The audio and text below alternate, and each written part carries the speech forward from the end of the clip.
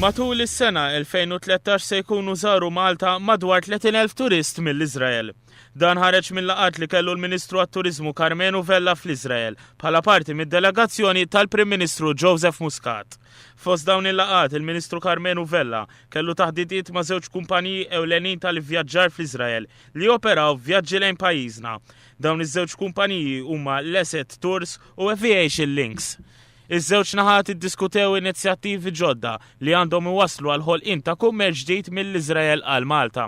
Mal-Iżrael diġà għandna turiżmu għaddej kif qed inti tajjeb dis-sena. Is-sena l-oħra se nkunu spiċċajna b'xi 26,000 mill-Iżrael, dis-sena x'aktarx nispiċċaw isu b'xi 30,000. Nistgħu nikbru, nistgħu nkabbru għax hemm potenzjal, hemm opportunitajiet aħjar. F'laqgħa separata mal-Ministru għat-Turiżmu Iżraeljan intlaħaq bil li jkun infassal ftehim bejn iż-żewġ pajjiżi dwar it-turiżmu.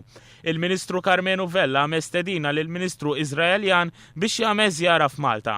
Intant il-Ministru Karmenu Vella kellu laqgħat separati fil-Palestina sabiex tiġi esplorata aktar kooperazzjoni fis-settur tat-turiżmu. Qed naraw li l-Palestina qed tipprova tiżviluppa is-settur tat-turiżmu tagħha u hawnhekk li tkellimna l-iktar kif nistgħu naqsmu l-esperjenzi tagħna, kif nistgħu ngħinu forsi lil xulxin f'dak li huwa training, f'dak li huwa ippjanar għat-turiżmu, f'dak li huwa is-setup turistiku tagħhom. F'Ramallah ġewwa l-Palestina, il-Ministru Karmenu Vella iltaqa' mal-Ministru għat-Turiżmu Palestinjan.